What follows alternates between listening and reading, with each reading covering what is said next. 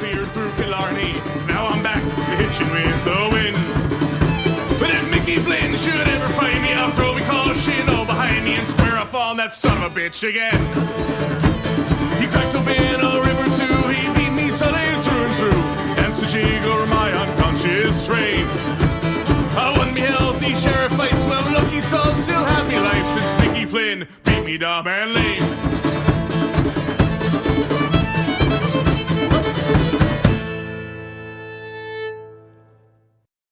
Hello and welcome to another episode of Backyard Beers and Football, where we talk football and some of us drink beer. I am not the sum. I am joined, as always, by my co-hosts, Rob and Steve. I am Shane of the Always Next Year podcast and of Backyard Beers and Football. Rob, sir, how are you?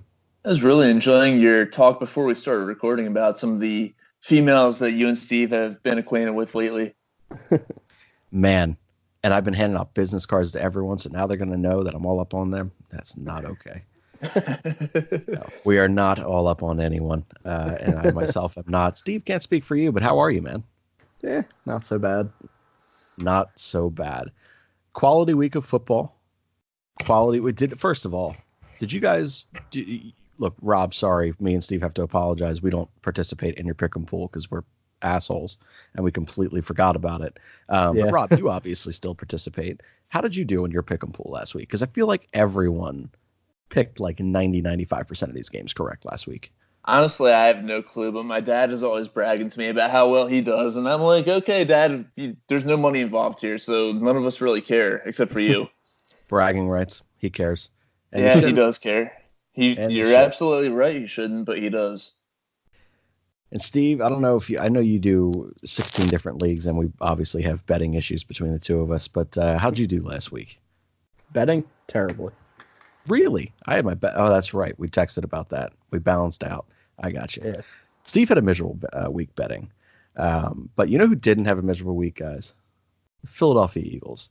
They actually came out and played a pretty perfect football game considering the conditions. I was really impressed by it. Rob, I'm going to let you take the Eagles talk away here, kind of drive us in the way that you want to go. So let's talk some Philadelphia Eagles football.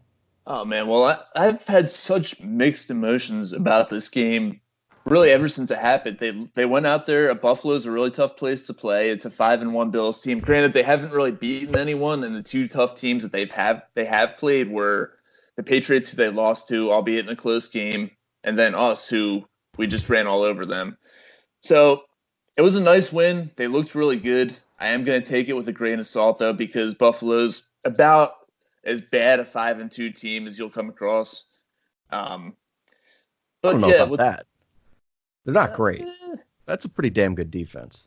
They do have a pretty solid defense. They have no offense, and Buffalo's the kind of team who, if you jump on them early, if you take an early lead against them, they don't pass the football well, so they're not a comeback team. So they're one of those teams, like, if they fall behind, they're kind of doomed. So, yeah, it was a nice win. Carson Wentz played really well. The running game looked great. Jordan Howard played very well. Miles Sanders with the big 65-yard touchdown run. Defense looked much better than they had the past couple of weeks. So it's a good win, and there's a lot to be positive about. But also, I'm just saying you should take this win with a grain of salt because it gets tougher after this. The Bears, I think, are a team that they should beat, especially at home. But after that, it's the Patriots and the Seahawks, two very, very tough opponents. So it's really great to get a win, especially after the way the previous two games had gone. And it's definitely good to get back on the right track.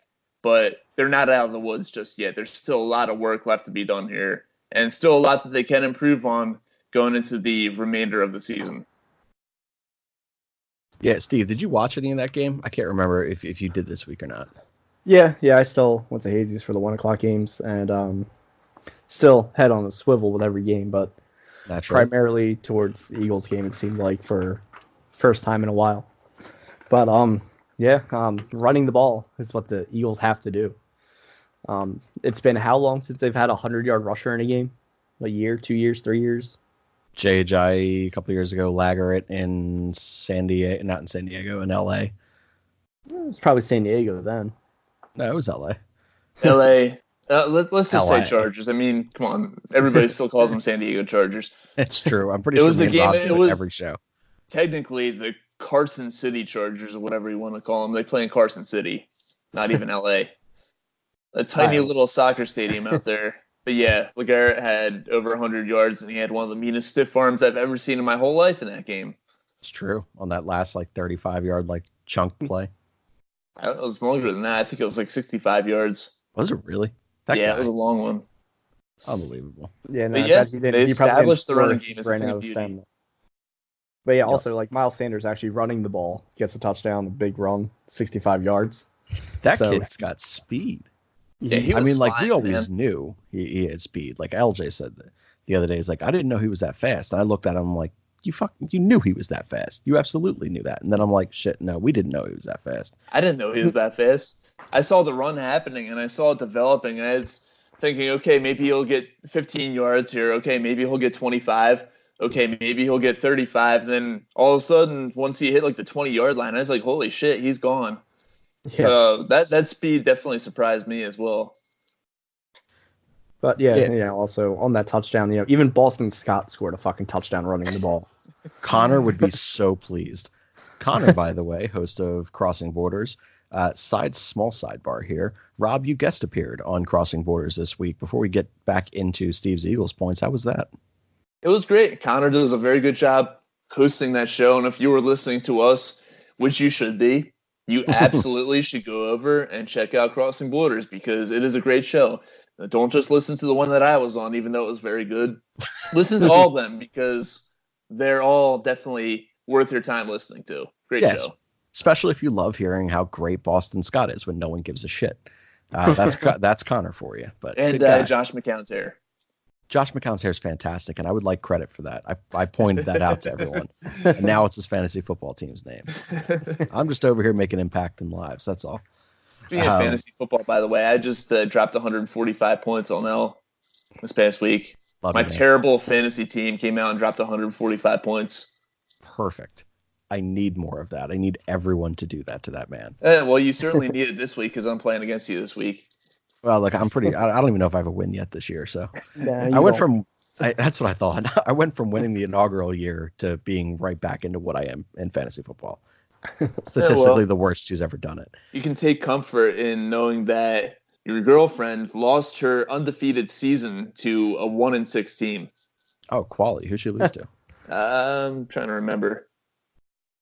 No wonder she's been in a shit mood. All right. It makes all the sense in the world. She lost to... This means nothing to our Team listeners. Giannetto. Fantastic. Frank Giannetto. Oh, okay. Frankie beat her. His second win of the season. And he beat her handily by 28 points. Well, we brought up fantasy, and I was like, oh, yeah, I should actually check my team. And I left Chase Edmonds in, who's out. Brilliant. So, hey, I don't think it's... Did they start yet? I don't think it's too late. I am 1 minute too late. I'm 1 minute too late. It's 8:21. It's an 8:20 start. Sorry, guys. Probably should have started talking about that a little earlier. Well, back to the Now, they haven't started yet. They're still warming up. But it locks. The lineups locked. Yeah. Well, back to the Eagles. Yes, back to the Eagles. Rushing attack is what they need to be going for. They need to pound the rock, and then it'll open up the play action and everything else, and then they'll be fine. Carson Wentz will be able to find Dallas Goedert in the end zone. Was that his first? No. I've bet on him. I think I'd take him every single week to score a touchdown. He had one against Dallas. The only one. Yeah, that's what I was going to say. Yeah. I think he's made me $45 in the last 2 weeks. So thanks, Dallas. I want to say he's got 3 or 4 now on the season. Yeah. Receiving touchdowns.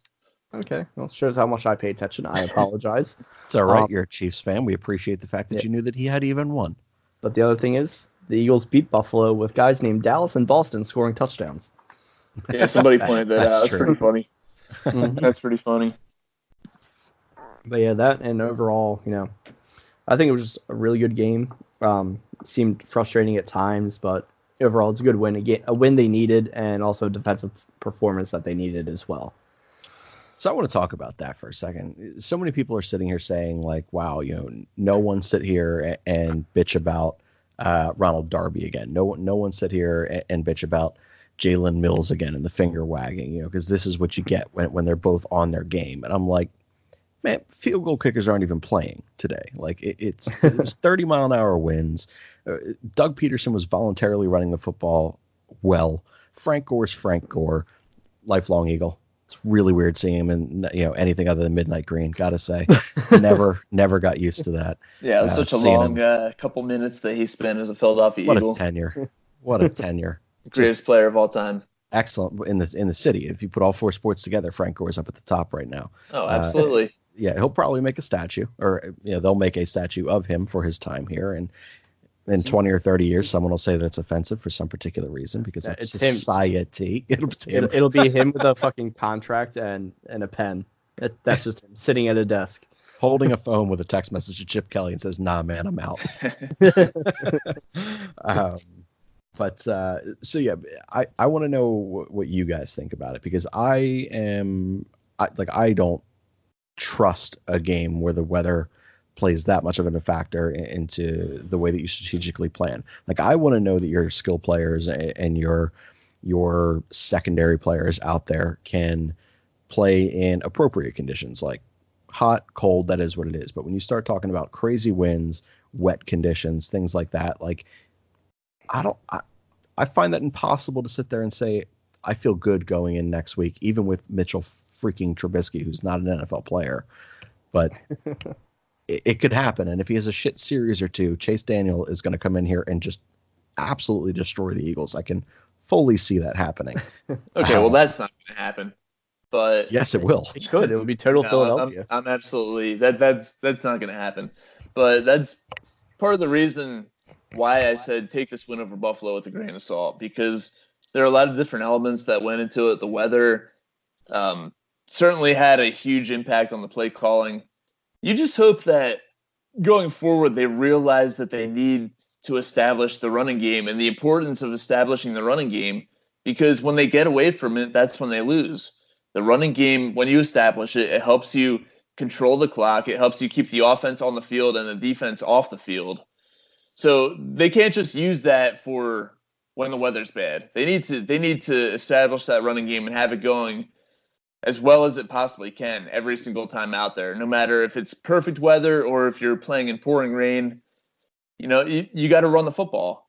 And I think I forget what the exact numbers were, but with Carson Wentz as their quarterback, they have a much better record than they do. They have a much better record when they run the football for 100 yards or more as a team than they do when they don't run the football for 100-plus yards. Oh, yeah, and the stat that's out there with Carson, too, and if they're running the football effectively, the guy is, when he throws for under 200 yards, he's not unbeatable, but I think he only has like 3 or 4 losses in like 15 wins or 15 tries.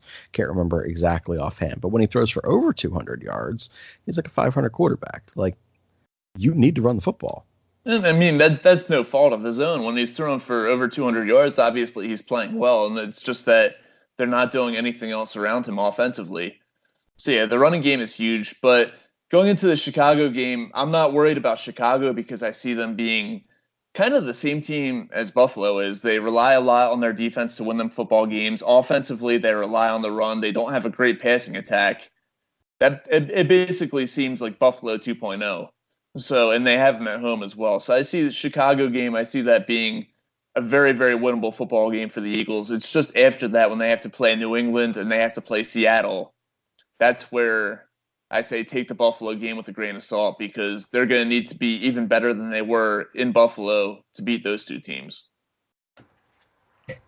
Yeah, so before we get into further weeks out, before we talk about New England and that Super Bowl rematch, let's kind of go into next week with the Bears. I did jokingly say that Mitchell Trubisky is not an NFL quarterback, and I say that jokingly because he's not an anything quarterback. He's dog shit. And I do fear Chase Daniel against this team because, as Steve said, that would be 100% Philadelphia. But what you can fear legitimately is that defense. And whatever Khalil Mack's sack total for the over-under is set at by the time the game time comes around, just take the over. Just do it. Because Carson has taken bad sack after bad sack. Khalil Mack is a freaking beast. Andre Dillard, though he looked better, again, I'm considering the elements in this particular case and the simplified game plan and additional runs last week, but he has looked better. he still cannot block Khalil Mack for 60-some plays. What do you guys fear more right now? A Chase Daniel-led offense, because it's going to fucking happen. Mitchell Trubisky is a joke. Or this defense coming in here for Chicago. Rob, we'll go to you. I don't fear anything at all about Chase Daniel. Every time we say shit like that, we get blown out that week. Just tell me you fear something. Tell me you fear the kicking game, which would make me piss myself. Yeah, I totally fear Eddie Pinheiro, who's going to kick the ball just far enough to the right to sneak it inside the goalpost this time. No, that's not going to happen. I can tell you right now, he's going to come into Philadelphia and he's going to double doink one just like he did last year. It'd be fucking hilarious if that happened. But yeah, I do fear the Bears defense. I do fear Khalil Mack. He's an elite defender. I think he's probably the best defensive player in football. So, yeah, he's going to be really tough to contain. And they've got a whole bunch of other guys around him that can make plays as well. That defense is legit. Like I said, it's their offense that's holding them back this year. But that defense, if the Eagles aren't prepared for it and they don't call a good game offensively, that Bears defense could wreak some havoc on Sunday. So, Steve, as you mentioned last week, you're on the inside of the outside looking in or something along those lines. How would you scheme and game plan your offensive game plan against that defense in Chicago? Bring in 2 tight ends and bring them on the same side. Have one fake the block so like a check and release, and the other one goes in for the block. I think that'll throw them off, and then it opens up that tight end, whether it be Goddard or Ertz. Then you'll be able to throw them the ball. You'll get some yardage, open up the running game, and then success. Simple 12 package, 12 personnel out here is Steve's full plan of attack. I actually don't disagree. And I don't disagree specifically because I think that you're going to have a tight end helping out Andre Dillard over there, doing anything you can to just keep Carson not dead from Khalil Mack when he abuses a rookie. And it's nothing against, I mean, Rob, you said it, Khalil Mack is a freak. He's possibly the 1A best defensive player in all of football. But you're going to have to simplify stuff. You're going to have to run more, just as we saw last week with the inclement weather, the ridiculous winds that we saw in Buffalo. And it is probably, or should probably be, a lot of 2 tight end packages there. Deshaun Jackson may play, so might Darren Sproles. Now, we all love Darren Sproles. We appreciate Darren Sproles for what he is. We're not height supremacists here. We appreciate the guy. But Doug Peterson calls a dog shit game when Darren Sproles is available to him. He thinks Darren Sproles is 25 years old again. Whether it's in the passing game, the blocking game, the short yardage game, or specifically the run game inside the tackles, outside the tackles, doesn't matter. His go-to option is fucking Darren Sproles, who's up there in age and hasn't been healthy for 3 years. Deshaun Jackson, we've already been told when he is back, which we think is this week, he's not going to be 100%. First of all, how much do you think each guy is going to play? And second of all, Rob, do you see either of these guys having any type of actual impact in what kind of offense we do see and the results that we see out of them? Well, first of all, nice quote from the league there, the height supremacist thing. Damn right. Jenny's one of my favorite episodes of that show. So good call there. To answer your question, though, I don't see Darren Sproles being a huge factor in the offense just because I think that they're going to lean heavily on Jordan Howard this week. There's something to the fact that Howard is a former Bear, so he has gone up against their defense numerous times in practice. He probably knows the ins and outs of running against them. So I think that because of that and because of his performance last week, I think they're going to lean a little bit more heavily on Jordan Howard as opposed to going to Darren Sproles. But Deshaun Jackson, though, I see him out there, and I see the Eagles utilizing him to open up the deep threat or to use him as a deep threat and then open up the underneath game, hitting guys like Ertz and Alshon. So yeah, I could see Deshaun Jackson having a pretty, maybe like a relatively moderate effect on the Eagles offense. I do not see Darren Sproles having much an effect. See, I see it the other way. To me, Yeah, you don't, Steve? No, keep going. Kenyon Drake is doing well. He's got a touchdown. Keep going. Hey, welcome, Kenyon. That woo in the background. His first freaking drive, he already probably picked up more yards and everything than he had with the Dolphins the whole season. Well, the Dolphins are a Pee Wee football league. Like that's a joke. Hey, they weren't for one quarter in Pittsburgh the other night. Whatever. I can't remember if I ended up betting on that game after I saw the 14-0 league or not. But what the hell were we talking about? Jordan Howard revenge game against the Bears. Oh, Jordan Howard revenge game. How have we not talked about that in that sense? Well, I was waiting for my turn. Steve, just take that over then. Go for it. It's a Jordan Howard revenge game. As Rob said, he's seen this team before in practice. He will know their ins and outs in a way. Not much has been... I can't see much has been adjusted with Fangio going to Denver. So I would assume much of it's the same. Jordan Howard will know what to do, and he'll rush for 120 yards. Jesus. Yeah. And you know who's going to run behind? Lane Johnson. And that brings us to our Lane Johnson Groundhog Advice segment. Shane, I'll let you take it away. You got it. We can revisit Eagles talk later if we got anything left. But for the Lane Johnson's Groundhog Advice Column, every week you guys send in questions for advice. It can be about football. It can be about life. It can be about anything that you like. Now, typically, throughout this time, we have gone with football-specific things. These are two non-football specific things that we got in this week.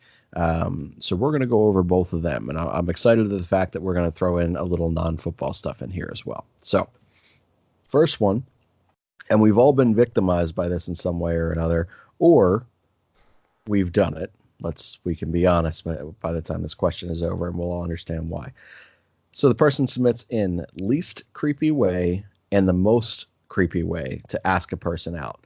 I need to ask out this lady from my friend's apartment complex. We exchange pleasantries every time I go and visit my buddy on Sundays for football. That's the only football relevant thing in this. It says, but I don't know how or what you can do in the year of 2019.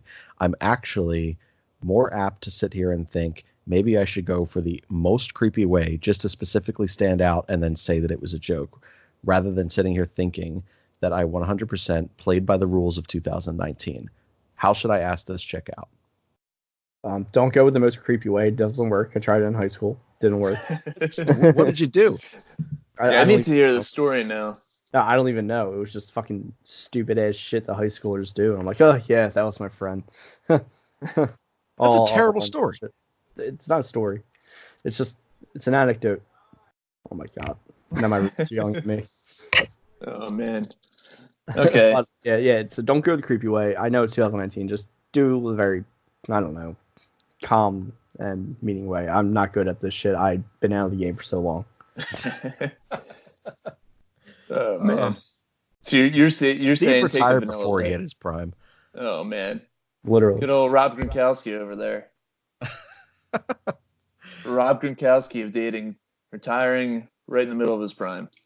Steve wasn't in his prime. He had yet to enter it. Okay, well, so, Rob, I'm going to kind of echo the same sentiments as Steve, and only because it's had success for me lately. Just go and talk to her, man.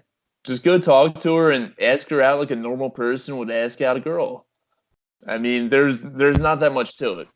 I think you're trying to make things more complicated than it needs to be by trying to look for some creepy route or convincing yourself that because it's 2019, you need to do something to really set yourself apart. No, just go have a freaking conversation with her, maybe flirt a little bit, show your interest, ask her out. That's all you got to do. It's 2019. Just ask to eat her booty. That's like first base now. George Kittel died. George Kittel died? Yeah. What happened? Decapitation? I don't know. But my roommate kept screaming at me, so I had to mute my mic and go out there, and all I saw was him walking off. He's on my fantasy team. At least he's walking mine off. too. Yeah. I would go with the creepy yet entertaining way, because it is 2019, and when I am assuming you're going to get turned down anyway, no offense. But I am completely convinced that there is no correctly reading a human being in the year of 2019. I'm pretty sure that this chick could send you a titty shot, and then you'd be like, hey, that's great. You want to go out sometime? She'd be like, oh my God, why would you think that that's at all appropriate? And then you'll never speak to her again and never see the other titty. So, and make sure you see them both first. That's a big thing there. I would get a barbershop quartet, but make them wear different masks from different eras of time. So like get like a president or something. I don't know. Get the creepiest, worst one ever, like something like Donald Trump. Get a historical sports figure, get a Sinatra mask in there, and then just make sure that they're absolutely the 100% the worst singers on the planet, and give them a script, like give them like a haiku to read, and not even sing, but just bring them in there, right in the lobby of your buddy's hotel room, wait there creepily, and then just sit there and see if she laughs. If she laughs, you know that you at least got a 3.5% chance. It's literally the percentages of chances now. It's 0 to 3.5. It's just like shitty raises at jobs. 3.5 is the best you're going to do. So you're going to have to fucking accept it. I think the barbershop quartet of random historical figured masks, that's the way to go. So when you say 3.5 is the best he's going to do, does that also pertain to the rating of this female that he's going to be asking out? We can't do rating systems. It's 2019. So yes, 1.83 is probably the highest he's going to get, I would assume. Shoot for the stars, man. Never Shoot know. For the stars. You never know. So the next one, hopefully that helped you, by the way. So I know this guy's just going to sit there and just be like, hey, do you want to get coffee sometime? Yeah, we just going to work and we're going to this get dude's pissed off. confidence. No, we played it real for him because it's true. She might be a fake feminist that it doesn't want equality at all. What if she's a catfish? What if it's like an she's a thing? real person. Okay. They meet in the lobby. Maybe if they met on like a dating app pleasantries. I hope we get a catfish story on here, man. That would be hilarious. They exchange pleasantries. He's already in. Yes. Just the tip, just for a second, just to see how it feels. It's just a pleasantry. Just a pleasantry. That's all. I thought, is that not what it's called? Because I got to plead ignorance. Hey, pleasantries have a new definition now in 2019, since apparently everything's different. It's 100% true. All right. So the second one we got in is, hey guys, I need to know, do real guys exist anymore? I'm talking about men. Do real men exist anymore? My husband does not do a damn thing that I consider manly. Both my dad and my uncle hate him for it. Are either one of you guys, so I guess she doesn't realize Steve's on this show yet, are either one of you guys handy? And if so, how does one get their person to essentially be an actual man? Why'd you marry the guy? Yeah, what the fuck? Do you not know that he's not handy before you married him? Like, Come on. You had to have touched his hands at some point. Is there calluses or not? Like, are his hands more moisturized and manicured than yours? Like, I feel like it's pretty easy to tell who can and cannot do things around the house, yard, vehicle, anything. Right? I'm not wrong in that. Come on. Yeah, I gotta agree with you there. Like, that's something that you should know pretty much within a week of dating a guy, not years into marriage. Yeah, right. You usually get the feel that this guy's not handy. It seems to me like someone didn't do their due diligence here. Yeah, I wonder how long you dated this guy, right?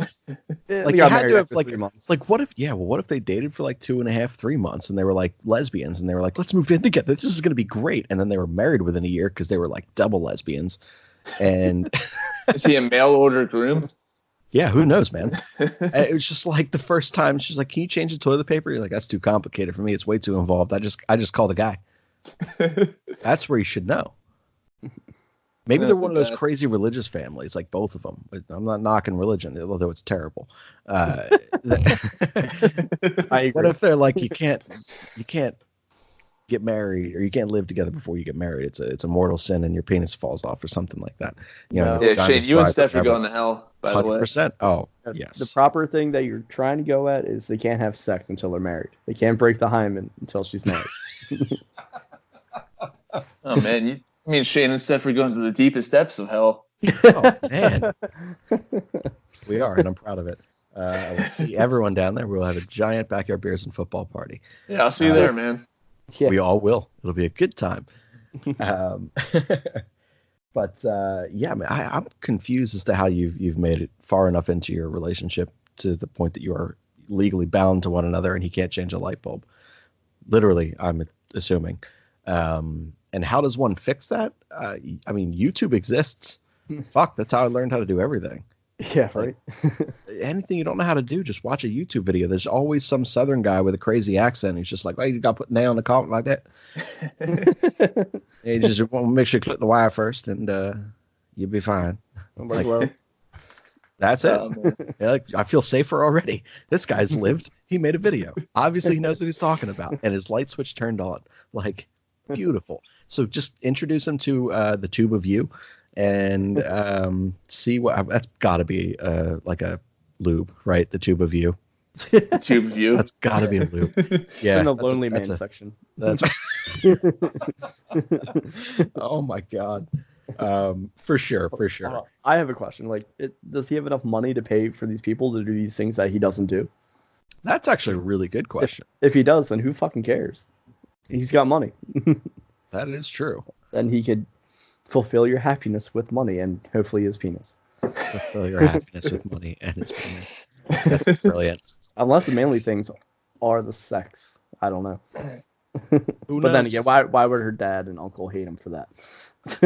I gotta assume that her father and her uncle are like very handy individuals, and like maybe they were doing stuff around their house and were like, "Oh, we need a third hand. Hey, what's your husband doing?" She's like, "He's gardening." Like, who knows?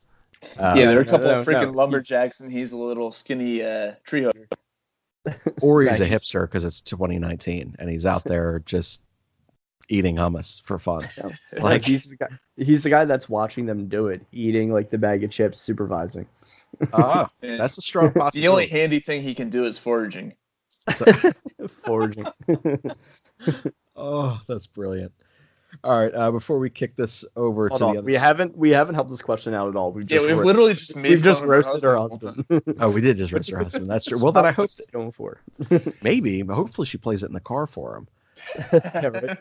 That would actually be great. Hopefully, she plays it in a really public place. Like, oh, if you guys ever listen to Backyard Beers and Football, check out this relationship advice column. I guess it's not relationship advice, but this one is. But life advice in general. All right. Before all you right, get so- away from it, I need advice. You need advice. Well, I always need advice. So my ex of 6 years texted me asking to meet up for coffee. She lives in Long Island. Oh my She's- God, she's going to tell you she has AIDS and you need to get tested. Then I won't. Do you need me to go with you? It's only $100 to get to Long Island from Uber. No. She's driving here. We're meeting at a diner. And oh, yeah. how do I approach this situation? She has a boyfriend of 3 years. We haven't talked in like a year. And yeah, Oh, wow. yeah. Honestly, just hope she doesn't have a 5-year-old son that she brings with her. Now I'm sure I would have seen Facebook pictures. Rob, you're an ass. So I don't revisit relationships. I never have. I once that is done, it's done. But I know you, and I know the way that you were with this chick. I would take the meeting and consider it a meeting. Have your conversation. If she tries to make you her gay best friend in efforts to fix the boyfriend situation of 3 years, it's clearly failing because this is like the 6th time she's reached out for you. Wait a minute. What if she's just asking you to teach him how to like perform cunnilingus? That would be funny. Would you do that? No, because then I'm basically cucking him. And that's just weird. I don't know if I could have sex with a. Well, I've had a threesome with another dude and a girl, so I don't know. That was a lot of alcohol, though.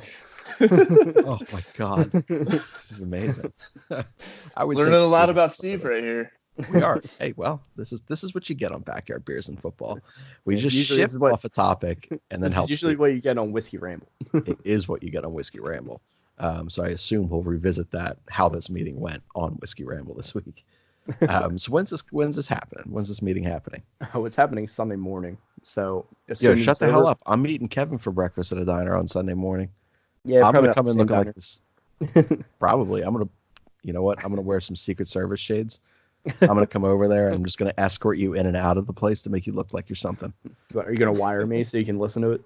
No, I'm not going to. I mean, do you want help? Because if you No. do, I am not supplying that to you. I am, No. of course, the failed wingman. No, I'm 100% winging it, but I was just looking for any like Genuine ideas, advice. like what this would be about or anything, or what to expect.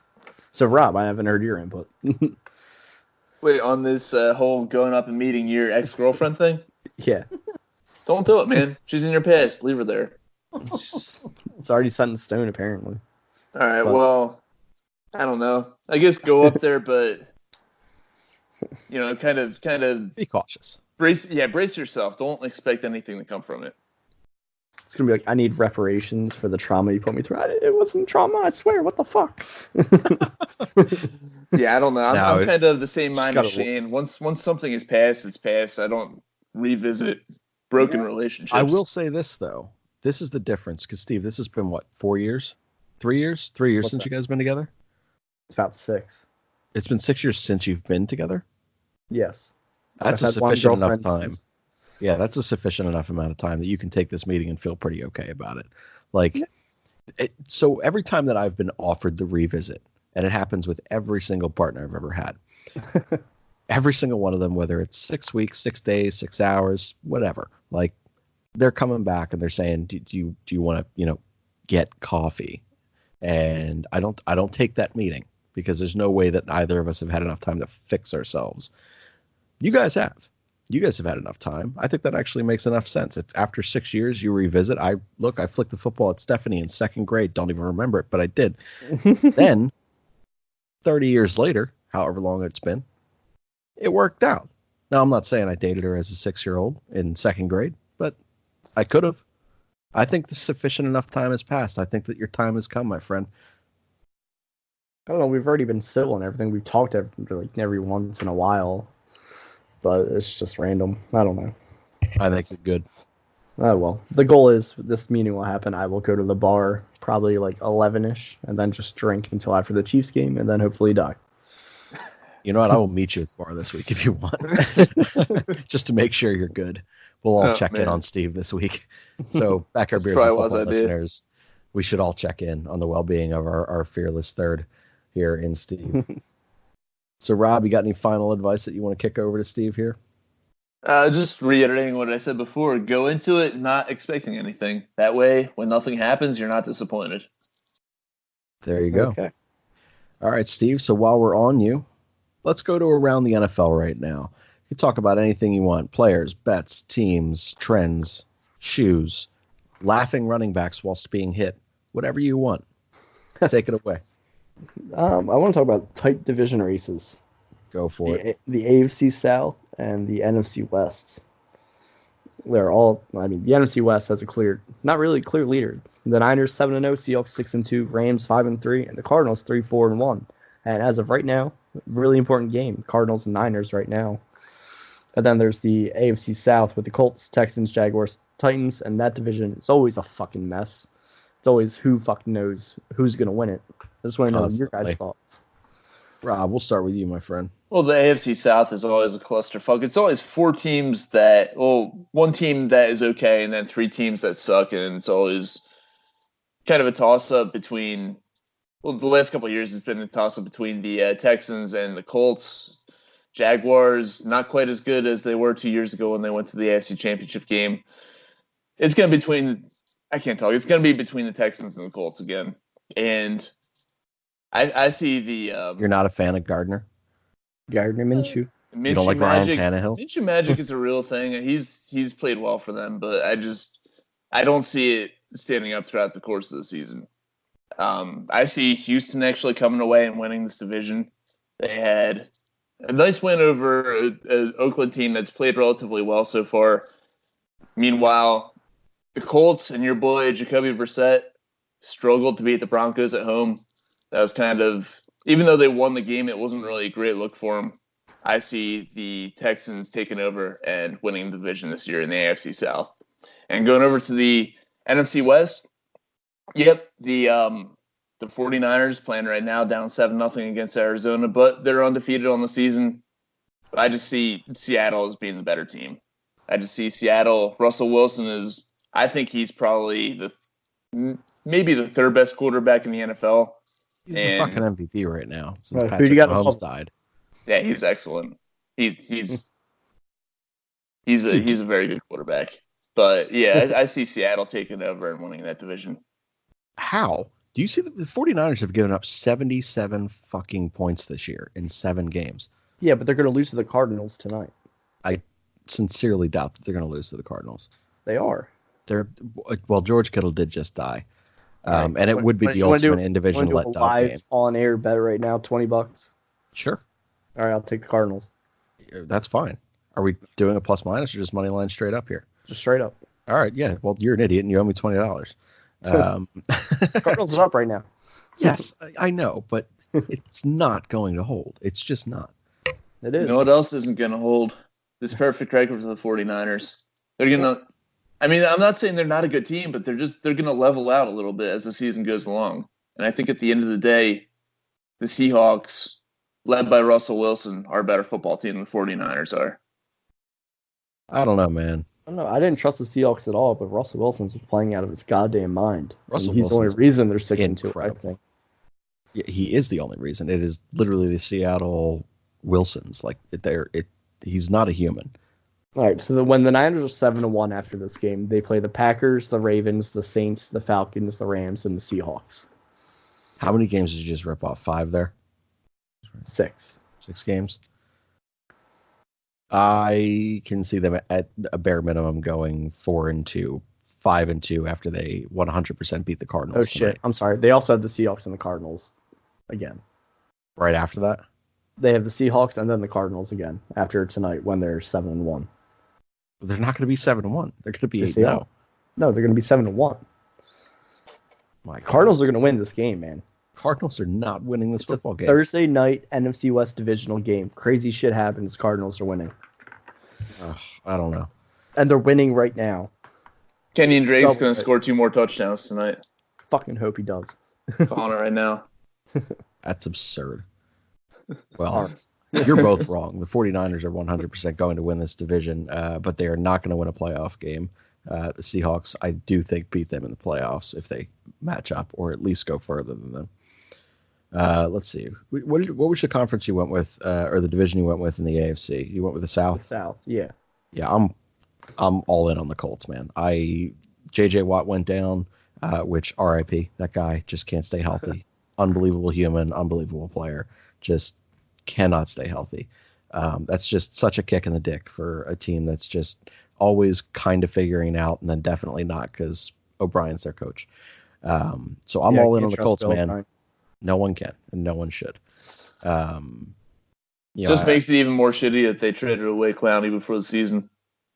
Well, the fact that it definitely makes that shitty, but the fact that they're 5-3 without him, and then, obviously going into the rest of the season without J.J. Watt, it's a big ask. And their offense has the potential, led by Carlos Hyde, former Chief Great, Chief Training Camp standout. He's better than Frank Gore's an Eagle. Debatable. I don't know, man. Really debatable. All right, are you building a statue? No. We're building a statue for Darwin Thompson. Darwin. Who finally was in the game. Does he have like 9 carries on the year total? He was finally in the game. He had a few weeks where he was a healthy scratch, but he was finally in the game against the Packers.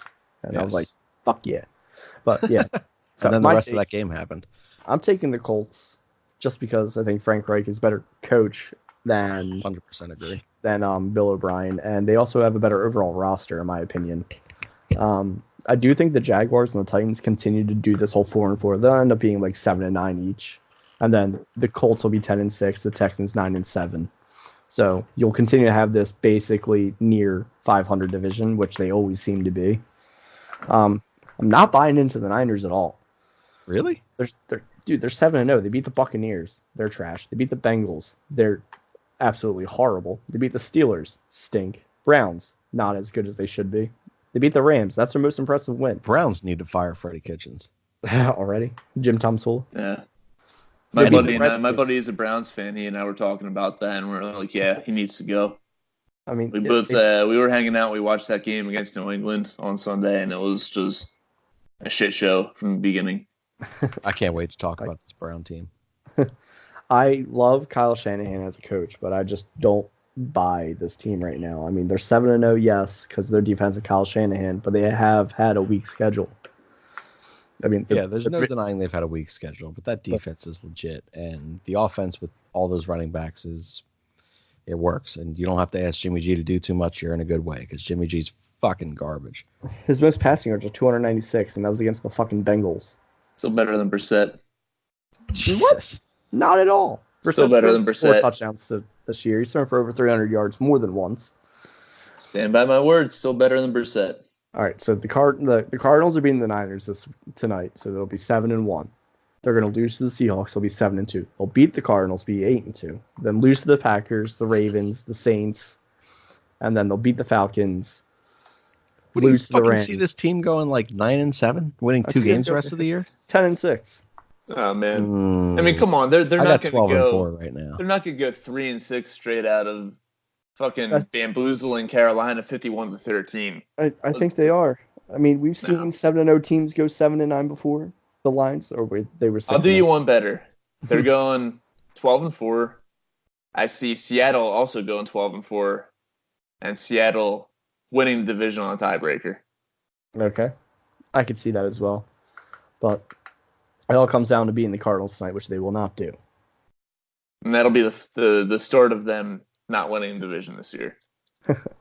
Yeah, I don't think they win the division. I think the Seahawks do, but I also think that at least one wild card team is coming out of the division. Maybe two. I don't see the Rams being a wild card team. I don't know. I can see the Cardinals now. But it also, at least one team will be the Niners as the wild card. So they'll make the wild card. But that's enough about my bullshit of the divisional talk. Let's go to some questions from the WhatsApp mailbag. WhatsApp mailbag questions. We only had a few in this week because I keep not advertising it. So for anyone who does listen to this show, which you all should, and you should tell your friends, family, coworker, and strangers on the street, you should also 100% do the right thing and give a homeless man your phone. He will 100% not trade it for heroin. You know what he will do? He will plug that shit in to his ears with the headphones that you will supply him, and he will listen to Backyard Beers and Football because he's a good fucking guy. Mailbag questions. You can be reaching us via the WhatsApp. You can also obviously tweet at us, email us, go on our website, whatever you want to do. The website's www.alwaysnextyearpodcast.com. We rarely use it in season right now, apparently. You can always tweet at us at AMY Podcast. You can get me at Shane_Mead. You can get Rob at Radio_Rob, and you can get Steve at Schmitty324. Tweet at us, DM us, whatever you want to do. You can send us those things. You can also WhatsApp message us, download the WhatsApp. You can just send us your question. Just let us know who you are if you want. If you don't want to, that's fine. It is 267-640-5523. These are the questions we got in this week. Like I said, we didn't get too many. We did have one new person send in a question this week. The rest of them are from repeat questioners, which we appreciate you guys immensely. And girl. First one. Do we trust Carson and Doug again? And that is literally all of the questions. So, Rob, you are the Eagles guy here. Let's go to you, man. You trust Carson and Doug after the Buffalo game, or are you still skeptical? I've never not trusted Carson. Let me just put that out there. That's I've never true. not trusted Carson. Doug, I'm still. This is why I said I take that game with a grain of salt, because I don't trust him to continue with his good play calling. He called a very good game on Sunday, but he's done that at stages before, and then he's gone right back to what doesn't work the next week. So I need to see consistency out of Doug Peterson if I'm going to trust him. So, like I said before, I trust Carson, always have. I still need to see more from Doug. And Steve, you're significantly less harsh on the Philadelphia Eagles than most true Philadelphia Eagles fans here, as you are on the outside of the inside looking in, or whatever you said. I still can't figure it out. I don't even remember. I wasn't drunk. I don't either. You weren't drunk yet. All right. So what was the question again? I was literally just looking back as I was like, shit, did I skip a question here? But I didn't. We're good. You're always less harsh on the Eagles than what most Philadelphians are, fans of the Philadelphia Eagles. Right, you said that. Do you continue to trust Doug Peterson? You've mentioned that you still think he's a decent coach. He just won us a Super Bowl, and we all need to relax. And do you trust Carson Wentz? Yeah, I trust both of them. I just don't trust the offense coordinator. I don't really trust the receivers. But I think no one trusts the fucking receivers. It's been a month and a half or whatever of Mac Hollins, who has 4 targets for 0 catches. I think it's a matter of just getting like your other players involved. You know, the Dallas Goederts, Zach Ertz, Miles Sanders, and Jordan Howard, which they seem to do against the Bills. You just have to keep that going, and you will get more wins. And I think that it's as simple as that. Just keep doing what you did last week, and you will get more wins. You might have to throw the ball a little bit more than they did. You won't have as much fucking crazy wind, but you'll be able to make these plays. Deshaun Jackson's coming back. He'll be out for like 15 plays this week until he re-hurts himself. Probably. But yeah. Guy should have gotten surgery. And that is our next question. So it is, and we'll go to you first, Steve. What do you make of the Deshaun Jackson situation? Is he to blame for declining surgery when the injury initially happened? No, he's not to blame. It's the fucking medical staff. You say you need the surgery, you get the surgery. I don't think his injury. I was talking to a personal trainer who's one of my customers, and he's like, I know that injury. You can't keep going without the surgery. So he's really at risk of re-injuring himself, which sucks to say, but that's why I think you keep him with limited stats. When you have him out there, just have him run straight. That's it. And then hope he doesn't get hurt. But Rob, what do you got on it? Do it constantly. Well, I mean, judging by how injuries have gone for this Eagles team over the past few years, god damn, this medical staff is garbage for this football team. So yeah, I've got to lean towards blaming the medical staff for this. I mean, who's to say if Deshaun even truly knew the extent of his own injury? And as Steve alluded to, apparently this is an injury where you need to get surgery just about immediately, or if you want to play again. And the medical staff, they didn't tell him. They didn't tell him that surgery would have been the best option. Well, I'm looking at the staff here. I'm still looking at the medical staff here. I'm not blaming Deshaun. I'm blaming the staff for it. But there's still a moment in time where, like, you can say, like, dude, like, you're seriously hurt. Like, we are not going to clear you to play. I think that's the factor here that needs to come into play. Like, the medical staff should not 100% out of his hands. Yes, you can't clear him to play if you don't think he's ready to play.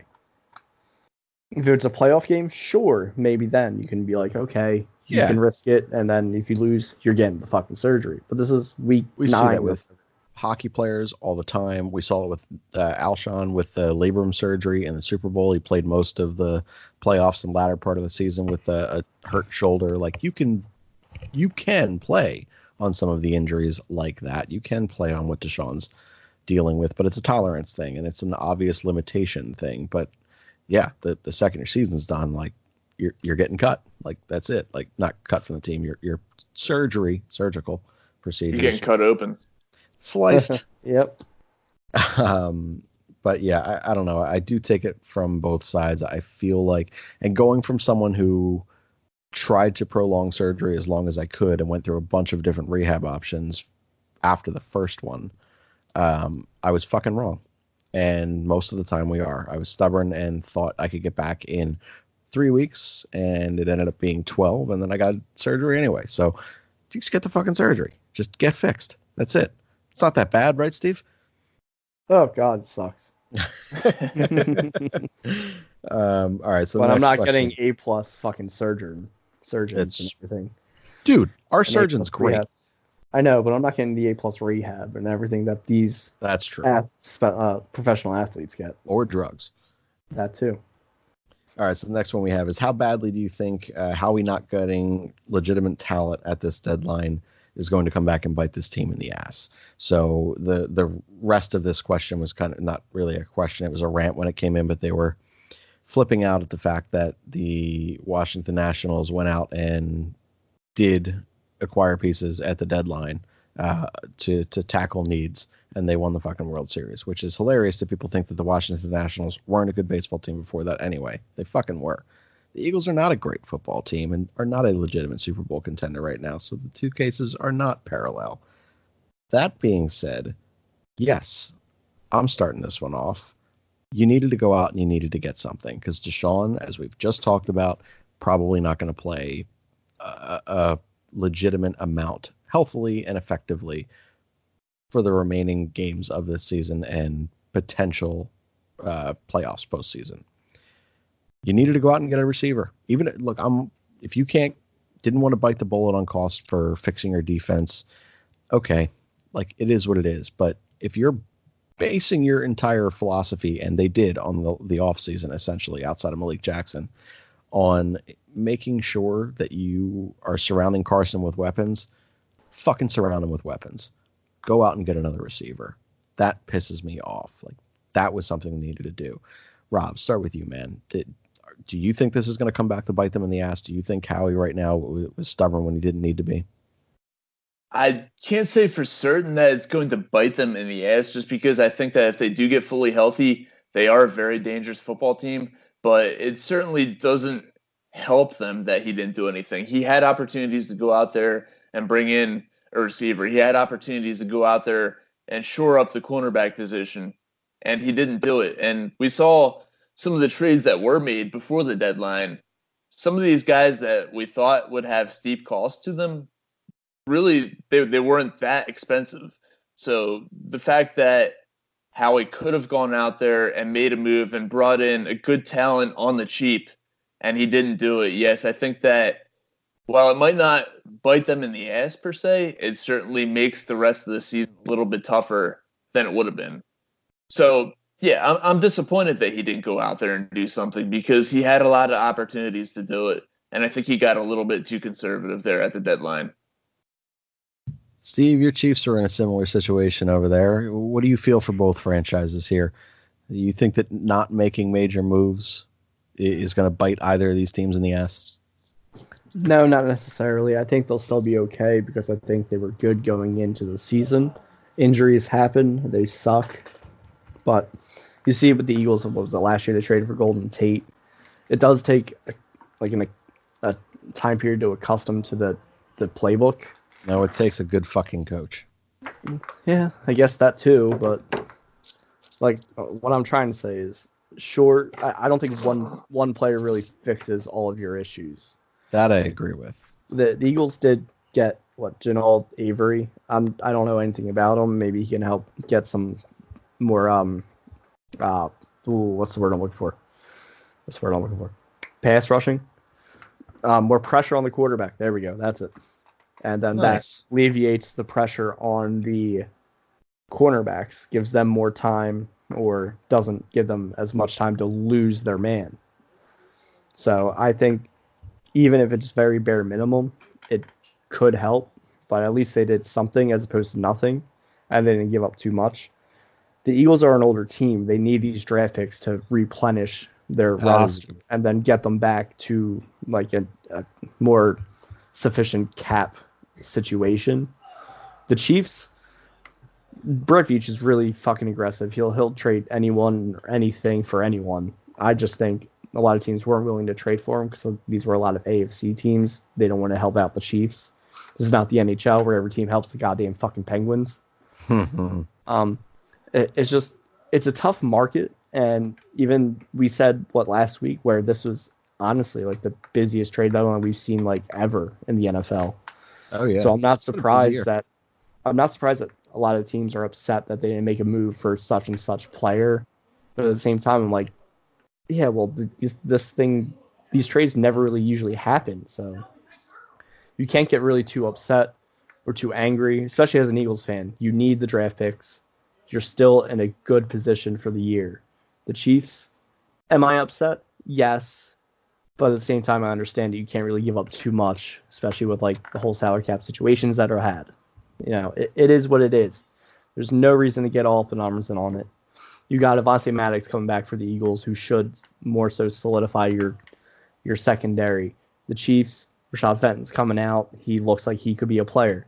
You know, you got to fill these roles internally. I understand the Eagles wanting to get a receiver, but you're now going to be relying on a half-broken Deshaun Jackson.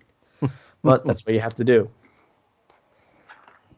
Certainly appears so. And you bring up a very good point, and one that is or has been talked about somewhat on Eagles Twitter here, is the fact of the age of the roster and how many names are going to be off that roster next year. And it's a lot of holes to fill. Can't patch it all by free agency. So it'll be interesting. They're going to be a really interesting team to follow. They could very well go prime years of Aaron Rodgers and be wasted with Carson Wentz if they don't get it right. So a lot really does rely on getting it right. So last question, we're going to go to each of you for just quick answer on each of these questions. Steve, we'll start with you. Is Dallas Goedert a better fit overall for this style of offense than Zach Ertz? No, they complement each other very well. You want to keep both of them. That would be my answer too. Rob, you? I'm going to echo you guys' sentiment. Yeah, they can complement each other. I think Ertz overall is a slightly better tight end. Goddard definitely very good in his own right, but they complement each other very well. So I'm not taking one over the other here. Goddard's got the better, overall, it seems like he's a better blocker. And then he's a more better receiver. But at the same time, Ertz is such an explosive factor in the sense of making that 20-yard catch and then going down. Getting tackled right away. Yeah, but he still gets that first down. Goddard will be able to block in that meantime and then be able to release if need be and then make a catch and then maybe get a couple yards. I haven't seen too much of him, though, in a after catch scenario. Much better than Ertz, but it's hard not to be. Second one, we'll go to you, Rob, is would you sign Jordan Howard now, seeing the way that he platoons with Miles Sanders? Absolutely. Absolutely. I would sign Jordan Howard to a deal. Yeah, I don't think he's going to command the money that people think that he may command, especially being used in a platoon-ish situation here. I think it works out. I would very much so like to see him back in Midnight Green next year. Yeah, I definitely agree. He definitely deserves a contract, and as long as they continue to utilize him like they did last week, then he'll earn that contract. All right, so before we are done and before we go to the drink of the week, we're going to go right back to around the NFL. And I have just a couple quick hitters here that I want to kind of get you guys' take and feel on. Patriots released Josh Gordon today after coming off of IR. Obviously, in Philadelphia, there's a severe need, and there is a talent there. It's not really it's very low risk, high reward, in my opinion. One, do you guys think that the Eagles are a major player in that and that he could potentially be in Midnight Green within the next 2 weeks? And if not the Eagles, what's the team that you do see Josh Gordon going to? Because he is too talented and too much of a name to not garner some sort of some team to sit here and complete the year with. Steve, we'll start with you. I mean, they're 15th on the waiver order? So that's where I don't think that they get him. I know they'll put a claim. They should put in a claim for him. It would be stupid not to. It's a free player. But I'm not sure who's ahead of them. I can't see the Bengals or the Dolphins taking him. I'm just trying to go off the standings if it works like the NHL. Fuck. I had it up and I lost it. Standings. I don't see... I can see the Cardinals going after him. I don't see the Jets going after him. Maybe the Jets. I don't think the Jets are going after them. They're trying to sell everybody. They're not trying to win football games right now. Yeah, maybe the Chargers. I don't know. I just think there's going to be some team that claims them before the Eagles. I can't say who, but I think someone's going to get them for the Eagles, and that's only going to be because of the waiver order. That's not going to be for a lack of effort on the Eagles' part. Rob, yourself? I'm sorry, what was the question again? What you over there doing, man? You got a date? I'm looking at my drink of the week. Oh, you're looking up your drink of the week. Where do you think Josh Gordon goes now that he's been released? Josh Gordon, I know I said last time that I wouldn't want the Eagles to be in on him, but I think they certainly are. It's a tough call, honestly. I think that most of the teams that are in playoff contention are already pretty deep at receiver. Obviously, the Niners just went out there and they got Emmanuel Sanders, so they're looking pretty good right now. It's a tough call. I could see him actually coming to Philadelphia. I think I would have to put the Eagles near the top of the totem pole there. Maybe, a team like the Bears would be interested in him. I could see him going to Chicago. Yeah, I could see him going to Chicago too. They need help, and they're probably before the Eagles in the waiver order. Yeah, they are. They are. Maybe Gordon can play some fucking quarterback. They are. Hey, man, he'll give him another option besides Allen Robinson. That's true. Yeah, garbage quarterback is still a garbage quarterback, even with another weapon out there. But yeah, I'd see Chicago being more likely than the Eagles. In terms of waiver claims, is with Steve's argument, yeah, that's a better bet. So I alluded to this one earlier, and I only want to bring it up because it makes me laugh. And you guys can go in any sport direction here if you even have one. If you don't, then this is going to be a really lame topic. But did you guys see the video of with Leonard Fournette wearing the mic, who just giggles like a child every time he gets tackled? Wait, what? No, I didn't. Shit you not. It's really strange. Right? So it was what the hell? It was a gridiron thing. Maybe he's really ticklish. Maybe. I don't know, man. But maybe it's a side effect of CTE. Maybe. That's a terrible thing to joke about, but it could Scientists are still looking into it. So every time he gets tackled, he giggles like a child. And I was like, man, that's like one of the weirdest fucking things I've ever seen on a football field or from any athlete. And then I sat there and I was trying to think, like, what are some other weird things that like players may be known for from like inner circle stuff. So like if you're part of their fan base, so you can go Philly, you can go elsewhere. The one that came to mind to me was the personality of Marshawn Lynch with the Skittles on the sideline. I was like, damn, like I'm used to white kids with oranges, and he's out there with a bag of Skittles like it's normal. I was like, who is this cat? Why is he doing this? That to me was something that I always laughed at, no matter what. His last year in Oakland, man, I was like, this is a funny dude out there with some Skittles on the sidelines. You guys have anything funny from any player that you, like I said, go any sport, anytime, any era, it doesn't matter. If you got personal experiences playing, some goofy shit that people used to do, what's something weird that you guys have? Well, you got Claude Giroux wiping boogers on people. That was pretty funny. That's true. Go for it, I think Ovechkin was drinking Coca-Cola on the bench, and then as I'm Googling it, Chara was, but I think that was during an overtime game, so he's trying to get like some energy. Overall, though, Travis Konecny's fucking banter on the ice. His fucking chirps, like, you fucking nerd, you fucking bonehead. So funny. Fucking funny. It's like not like really offensive, but it's just so fucking like in itself goofy, and it's hilarious. He's amazing. He's a hockey player, man. He is 100% what you expect from a hockey player.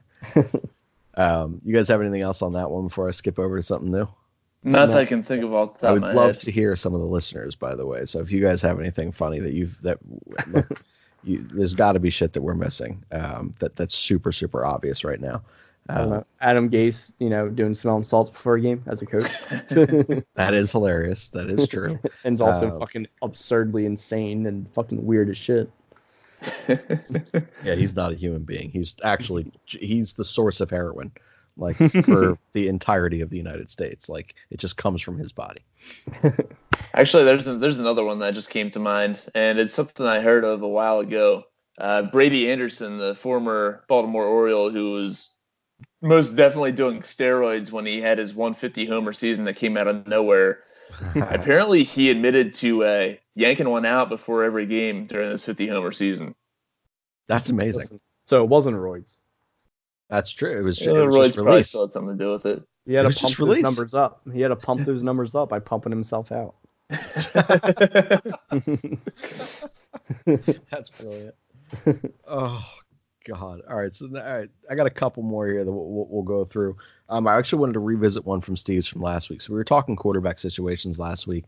Flacco's going to be out for 4 to 6 weeks with after he sought out a second opinion for a disc issue in his neck. Flacco's done. Like he's not a real quarterback anymore. And we were talking quarterbacks that could very well be on the move this coming off season. I wanted to double back. It's a week removed.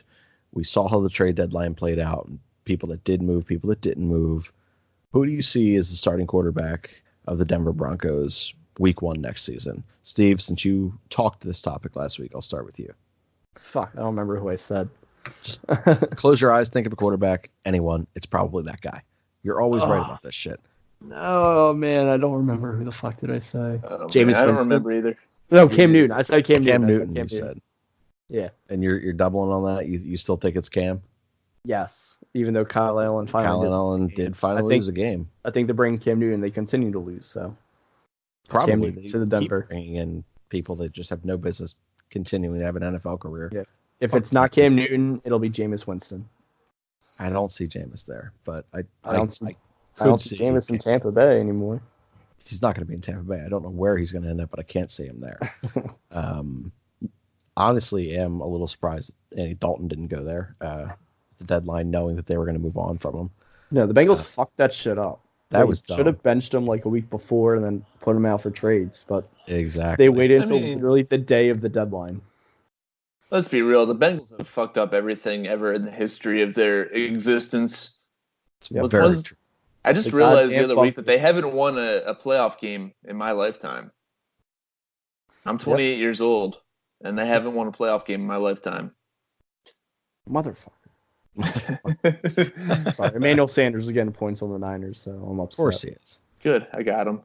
To answer your question, though, I have Marcus Mariota being the starting quarterback of the Denver Broncos next year. Yeah, I don't know where he's going to end up. I can't remember where I said. I think I said Tampa for Mariota. I said Chicago and Trubisky for Mariota. Right, but you said that at the deadline, right? No, I said it would happen in the offseason. You said, okay. Well, it doesn't really matter. Wherever he goes, he's going to suck. It's true. Wherever both of them go, they're going to suck. So speaking of quarterbacks who currently suck, let's go to the worst sophomore slump I've seen from a player that I believed was going to be very good, and Baker Mayfield. I loved what he said. I don't know if you guys saw the interview, and the Bleacher Report came out. I heard about it. Yeah, it was basically just as Baker's fed up. And he's 100% right. Like, media are awful, awful humans, and they will do anything to spin a story and a narrative in a way that gets immediate clicks. And they can make that story sexy 9 times out of, probably fucking 11 times out of 10, if we're serious here. But Baker, for what it's worth, man, this kid, does not matter whether it's Colin Cowherd, who, when he was on his show, like, he gave him shit back. He doesn't care. He does it fairly professionally. So for those of you guys who don't know the Baker Mayfield thing, they had said something about, the way that he's lashed out or the way that he's, conducted himself emotionally. He said, you can't say that you're, emotional when things are not going well and then passionate when things are. And it's true. That passion comes from a place of positivity and negativity. I think that there is something wrong with the way that the media does this to players and puts pressure on a young second-year quarterback like a Baker Mayfield in a season that is woefully underperforming. What is your guys' take on the way that the media conducts themselves and how they spin these stories? And is there a double standard for the way that you conduct yourself? We see passion from players that we love the energy out of, but if that energy was put forth the same amount but negative, we would say they're a problem child. Rob, or go ahead, Steve. It's 100% double standard. I mean, you see these boring ass fucking NHL interviews. It's because every single time they actually show somewhat of a personality, they kind of get lambasted for it if things don't go even like 1% well. Like, it's terrible, and that's why, constant hockey player interviewers, like, just got to stick to our game, get pucks deep, got to roll 4 lines, just got to get it going, get pucks on net, You get the same bullshit every time, no matter who it is, like, oh, yeah, that one was on me, I got to do a better job and all that shit. You get the Andy Reid shit from the NHL players. Football, basketball, you get more personality, but like as soon as like things are going well, it's like, okay, yeah, he said this, it's gonna happen, and then it happened, and then it didn't. It's like, he was wrong. Fuck this guy. How dare he say this?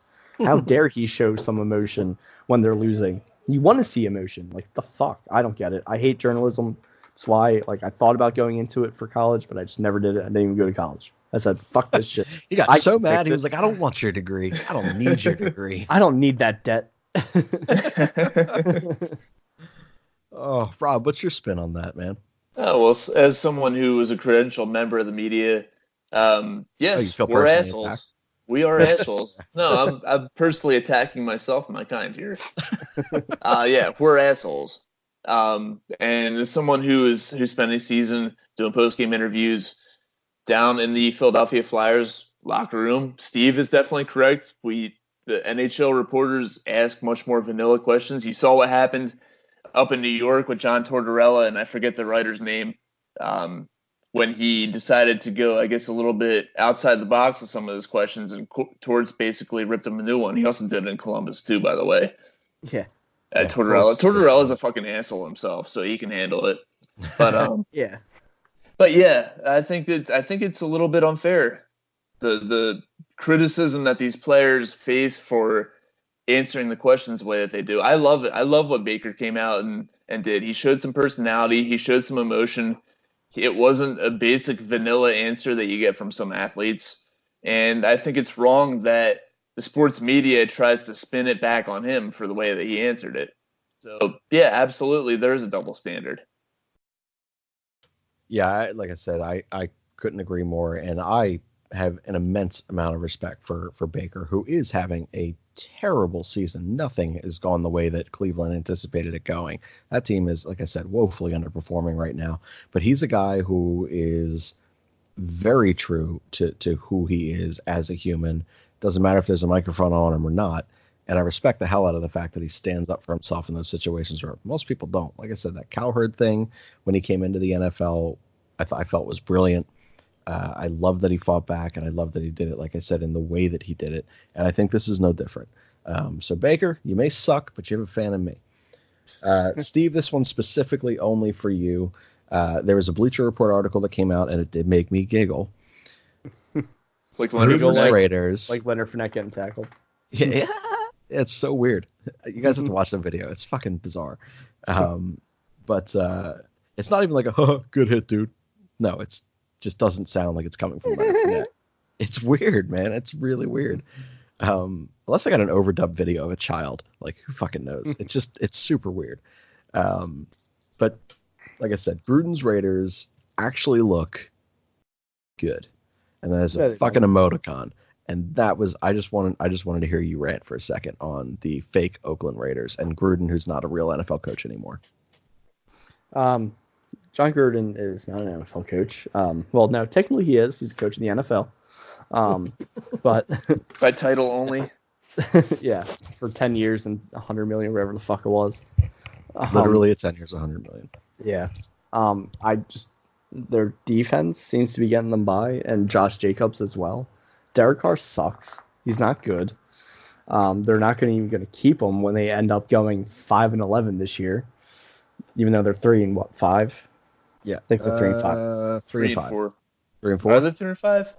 I don't. Fuck it, whatever. 3 and something. Their bye week yet. All right. Well, they have 3 wins, but I just can't buy into the Raiders. I mean, naturally, I'm very biased, but still, I just can't buy into them. They don't have any receivers. Tyrell Williams is okay, but he's not that great.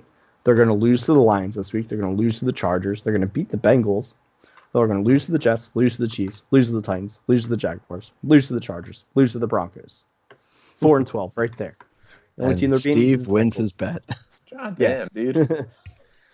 I mean, they could, but no, I don't see it. The Lions are a very tough team. I just don't believe one iota in the fucking Raiders. I don't see it. Their defense has performed better than I thought.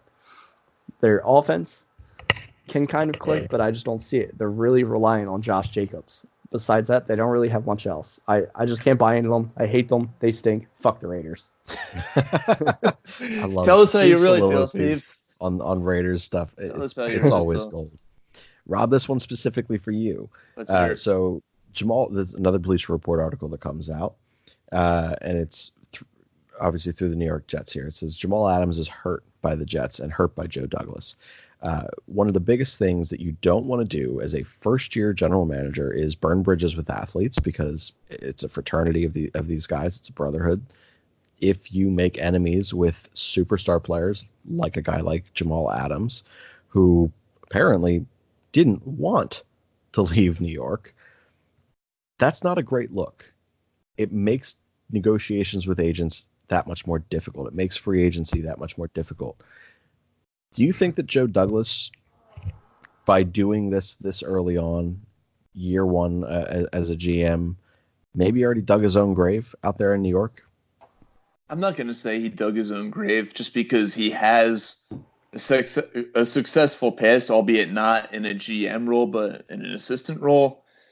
No, I don't think it's definitely not a good look. Don't get me wrong. It's starting off on the bad foot, but it's not quite digging his own grave just yet. He can make amends for this, and I think that he will come back and he'll avoid the same kind of mistake in the future. So, bad start, not digging his own grave. I don't understand the why Jamal Adams was so irate. Everything I saw was that Joe Douglas was taking calls. Like, of course you're going to take calls on any player. Yeah, I don't think he was actively making calls. So Jamal Adams needs to realize that football is still a fucking business and just play your fucking game. The only thing I can think is the fact that they didn't have communication beforehand. Like, I would be talking to my star players and saying, hey, listen, just like we said, Steve, NFL's business. Like, we have to do what's in the best interest of our franchise and our city. Like, you got to know that, and we got to do what's right by you too. Like, we got to ship you into a good situation if possible, but I need to let you know this is what we're going for. The only report that really came out was that only two players, with Sam Darnold and whoever the hell the linebacker was that they drafted, are the only two players that were not going to be, were untouchable. So like, it's not like he didn't get told, kind of. He just didn't get a personal message about it. And these guys are human beings, and that type of affirmation does go a long way. So to me, I feel like Joe Douglas made a mistake there. But we'll see. And then this last one before we get into our drink of the week segment, and then one small bit and the kind of addition to the drink of the week, which I'll get to in a moment. It just came to my brain, so we're going to do it. But the last one here, out of curiosity, how much money do you think, if you were the general manager of any NFL franchise right now and in need of a quarterback, how much would you pay Teddy Bridgewater per year? So AAV on a per year contract for Teddy Bridgewater. Just what would you be willing to pay him right now after the 5 games he put together in New Orleans in the absence of no thumbs, Breeze? Rob, we'll start with you. What's he making right now? He's a fucking backup. Don't worry about it. What would you pay him as a starting quarterback for your NFL franchise? He's making $3.25 million a year. 3.25. I would pay him. I'd look at like $7-8 million a year. $7-8 million for a starting quarterback. For a starting quarterback, yes. Chase Daniel made $7 million for 3 years with the Philadelphia Eagles contract. He's making $6 million with the Bears. Making $6 million with the Bears. That guy, he's a brilliant human being. These are just been able to do. But yeah, so I'm you're going going low on 7.5, Bridgewater just because he has played well, but there's also been a lot of games out there where they've won because of their defense. So I'm not completely sold on him. I'm going a low number around 7 or 8 for a starting quarterback for Teddy Bridgewater. So we split yours. We'll go $7.5 million for yours for an AAV over a contract for Bridgewater. Steve, what would you pay him? I'd give him 13.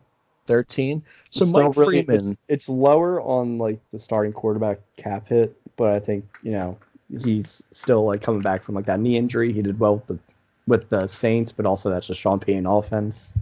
Exactly. So I wouldn't offer him all that much, but I would offer him like a very like C tier, D tier level of quarterback pay, probably C tier. Yeah, so I would go that 10 to 15 route also probably pushing somewhere in that 13 to 15, to really get it done. Mike Freeman reports that the next team that acquires Teddy Bridgewater to be their quarterback is going to have to pay him $20 to $30 million AAV a year. Yeah, so he's calling me cheap, huh? That's fucking absurd. Yeah, it is absurd. That guy is going to he's going to rape a franchise. It's going to happen. Loosely using a word that I attempted to not use, but I thought in my brain, closed my eyes, pictured any other word, couldn't think of anything. That was the word. Watch, it'll be with the Broncos. Maybe. We haven't thought about it, but maybe. And he's young enough that he could make a run there. Needs some help though. That team's just a train wreck. But those were all like the kind of the stories that kind of caught my eye this week, and the different articles that I read that caught my eye. Getting your guys' opinions. So that'll be part of the Around the NFL segment each week, is we'll go roundtable-ish style. We'll pull some articles that we've read and get each other's opinions and takes on it. But to close this episode out, which again, this is a longer episode as we include the entirety of the NFL into it. So thanks for hanging around with us. We're going to go to our drink of the week. Rob, you already researched it. So for you, sir, what drink shall our people be drinking this week? All right, it's a drink. It's a beer from the Coney Island Brewing Company. It's called the Gravesend Ghoul. It's 7.5% alcohol, and I'm going with it not only because tonight is Halloween, but also because the last time the Eagles played the Bears, Cody Parkey double doinked the Bears into a grave. So the Gravesend Ghoul it is for this week. That is quality decision making by you right there.